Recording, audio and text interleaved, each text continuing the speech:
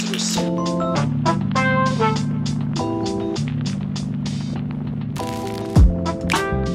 You know what? I've had a blessed life. I get to wake up with my dogs. Kaya kong piliin ko ano yung kakainin ko. And I get to move my body. Sometimes, we get caught up sa mga negative things na hindi na natin napapansin yung mga little things. Yung mga positive ones. But, I thank God every day for the blessings na nare-receive ko with my work, with my continuous pursuit sa mga passions ko, and everything in between. What's up guys? Bon Campos here. Welcome back or welcome to my channel. Here I make fitness-related content, and for today's video, off-season update lang. So, nasa mini-cut phase tayo ngayon. So, onting clean up lang ng body fat. And for today's video, didiscuss natin yon.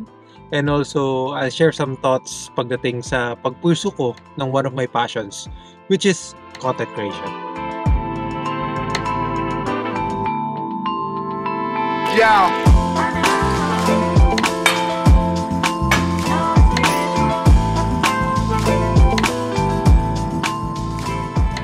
So when it comes to the mini cut, so far nag-lose na ako ng almost 8 pounds. So parang right on track naman. Training's been good, nakakapagbuhat naman ako ng maayos. Wala pa namang humihina so far. Siguro tumagal lang ng onti yung ibang sessions kasi syempre I need more time, especially pag nakakaramdam ng gutom. So nagre-rest muna ako saglit para makapag-focus sa susunod na sets. Tapos pagdating naman sa food, okay naman, so far so good.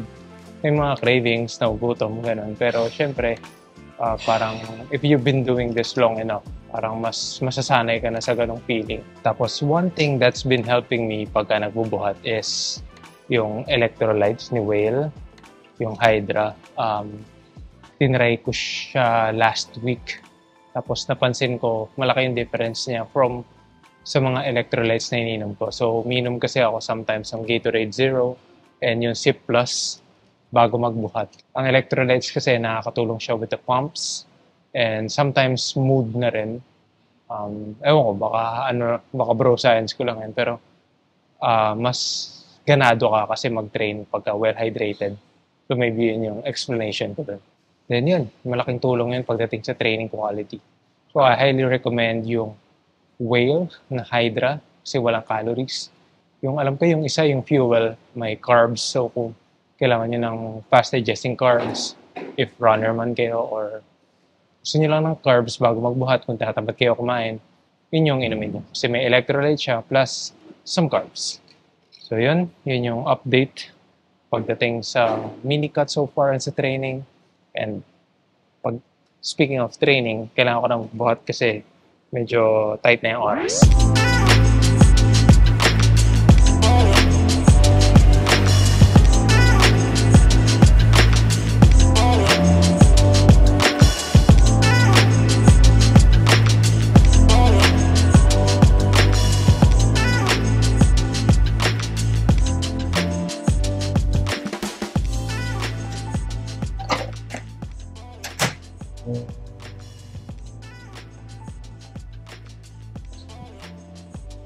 Meal time. So, nung nagbabulk ako, ito yung meal. Meal ko usually. Chicken breast, basmati rice. Uy, nakaharang pala. Same pa rin naman, but mas onti na lang ngayon yung quantity. Kasi naka-deficit tayo. And pinipare ko pa rin siya dito sa Nando's Peri Peri, care of Madam Paula. Quick chibogs lang. Bloops. Technique. Pag naka-deficit ka, inom ka ng maraming tubig bago kumain.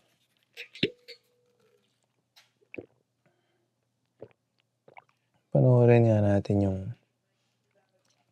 podcast ni Kuya Kim. I grew up singing in a choir. Alto ko nun, nung high school. And then I like to listen to music. Kaya lang, music ang walang hilig sa akin. I can carry a tune like most Filipinos, but ibang career path natin eh. Napunta tayo sa knowledge and trivia. Ang knowledge and trivia naman ang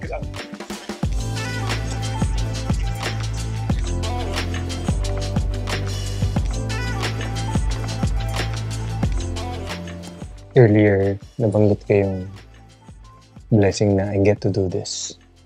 Na I get to do the things that I like gym and creating content. And sometimes napapaisip ako kung content or career na what if mag full on or parang talagang i-full blast ko na yung effort dito sa content creation. Hindi kasi siya ganun kadali. Hindi siya parang yes or no decision. Maraming mga bagay na kailangan igalaw and may mga things na parang talagang maapektuhan ng malala.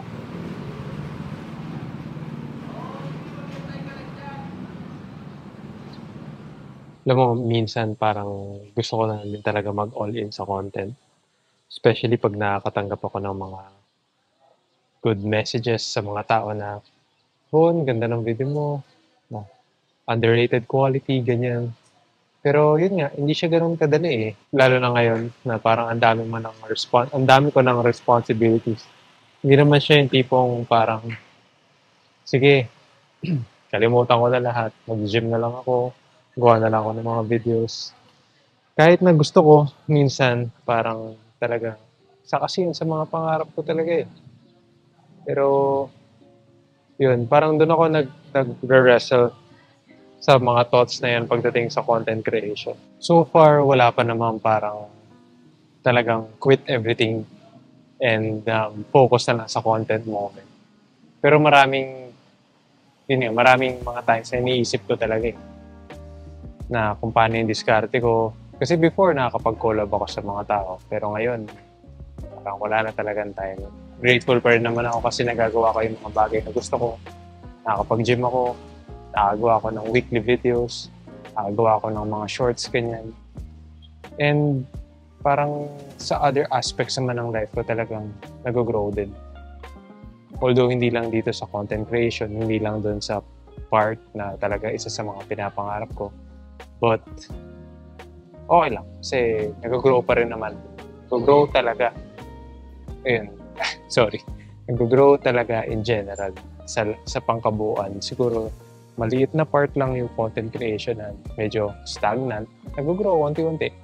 Pero yun nga, sa ibang bagay, may exponential growth. Sa ngayon, parang hindi ko naman kailangan ng 1 million views. Hindi ko naman kailangan ng 200,000 subscribers. Pero gusto ko. Diba? Hindi ko naman lolokohin sarili ko. But, ito yung ngayon eh. Ito yung cards na meron tayo ngayon. And yun yung kailangan kong laruin. Hindi ko naman kailangan ng... Siguro nandito ako sa point na hindi ko naman kailangan ng validation to call myself a content creator. Ramdam ko naman yun to the core. Ginagawa ko naman yun. Lahat ng mga reps na kailangan gawin, ginagawa ko naman. And yun, hindi ko naman kailangan ng... Siguro na-realize ko yun for the past year. Hindi ko naman kailangan ng validation talaga to legitimize myself talagang creator. And I think I'm at peace with that.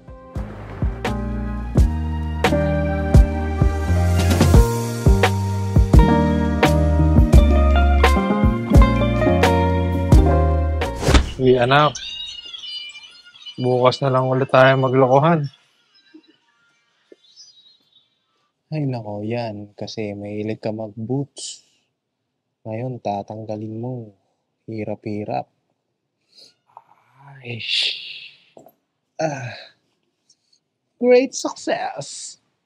Tanggal na ang bota. Okay guys, so uwi na ako. Pag-uwi sa bahay, mag-shutdown na ako. Kasi bukas ng umaga, sunduin ko pa si Paula sa airport. Boyfriend duties muna. So, hindi ko nadadalhin tong camera mamaya sa condo. Kasi akapin ko na si Ringo at si Chanel and I'm gonna shut down. Gaya na tayo. Good night! Sleep tight! Ay nako, pagod ka lang, Bon. Bye.